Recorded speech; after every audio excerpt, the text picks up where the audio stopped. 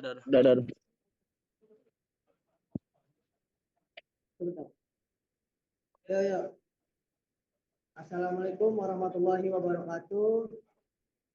Izin Pak dosen, teman-teman, saya ingin memaparkan atau mempresentasikan hasil diskusi dari kelompok 2 tentang penerapan teknologi Big Data dalam bidang ekonomi yang beranggotakan dengan 5 orang.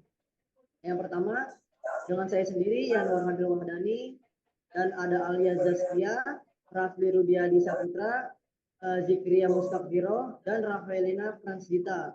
Nah, mohon izin Pak, untuk Rafaelina Fransdita itu tidak bisa mengikuti karena dia sedang menjalani operasi MRI dulu hari ini, jadi dia tidak bisa mengikuti perkuliahan pada hari ini.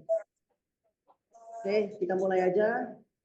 Jadi yang pertama itu ada penerapan teknologi Big Data pada aspek ekonomi. Big Data adalah pemanfaatan kumpulan data berukuran sangat besar, beragam, dan terus bertambah cepat dengan volume, kecepatan, dan variasi untuk mendukung pengambilan keputusan ekonomi, perencanaan kebijakan, serta inovasi bisnis. Di sini ada 5. Oh ya, lanjut Ria. Slide kedua ada kondisi penerapan di aspek ekonomi.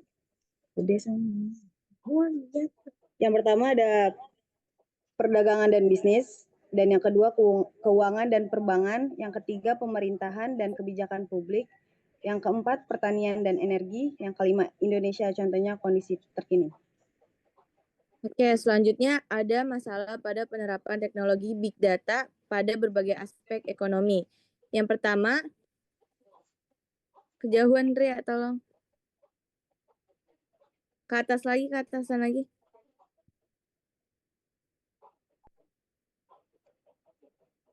Ya, yang pertama adanya kualitas dan integritas data. Dampak ekonominya yaitu prediksi harga, perencanaan stok, atau analisis pasar bisa meleset, menimbulkan kerugian besar. Yang kedua, ada keamanan dan privasi. Dampak ekonominya yaitu kerugian finansial, hilangnya kepercayaan publik, sanksi hukum, dan reputasi perusahaan jatuh. Dan yang ketiga, ada biaya infrastruktur dan keterbatasan sumber daya manusia. Dampak ekonominya perusahaan kecil dan menengah sulit bersaing karena beban biaya. Yang keempat ada kompleksitas integrasi dan pemrosesan. Dampak ekonominya ada pengambilan keputusan lambat, peluang bisnis hilang, dan biaya konversi sistem membengkak. Dan terakhir ada regulasi dan kepatuhan hukum. Dampak ekonomi yaitu potensi denda besar jika melanggar aturan, serta biaya hukum dan kepatuhannya tinggi. Selanjutnya ada data yang dihasilkan dan dikumpulkan dalam penerapan teknologi Big Data pada aspek ekonomi. Yang pertama, data pasar dan perdagangan. Yang kedua, data konsumen. Yang ketiga, data makroekonomi. Yang keempat, data digital dan media sosial. Yang kelima, data perusahaan dan produksi. Yang keenam, data geospatial dan IoT. Yang ketujuh, data kebijakan dan regulasi.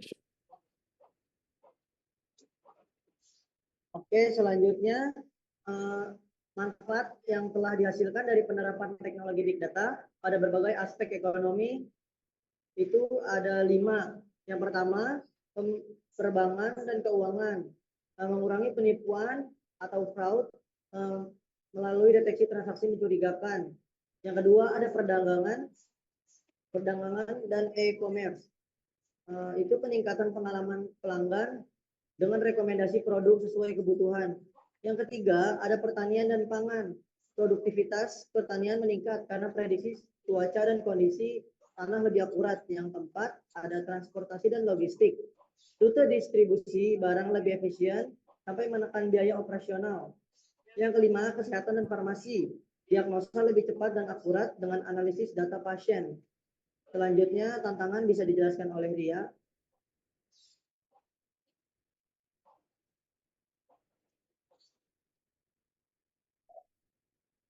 Ria, boleh dijelaskan tentang tantangan dan resiko?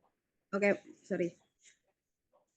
Tantangan dan resiko yang perlu diwaspadai dalam penerapan teknologi Big Data pada aspek ekonomi. Yang pertama, yaitu keamanan dan privasi data. Yang kedua, kualitas dan validasi data.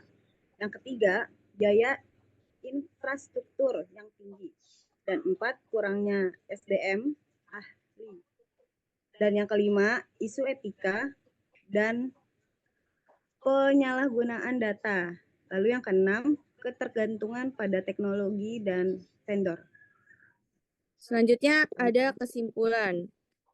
Pemanfaatan big data di sektor ekonomi telah membuktikan perannya dalam mendorong inovasi, meningkatkan efisiensi, dan memperkuat daya saing global.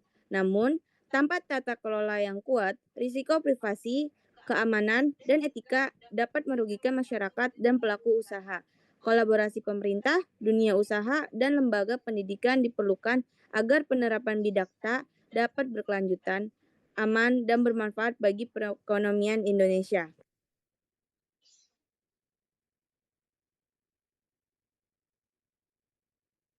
Oke, di sini sekian paparan dari kelompok kami. Mungkin ada yang ingin bertanya.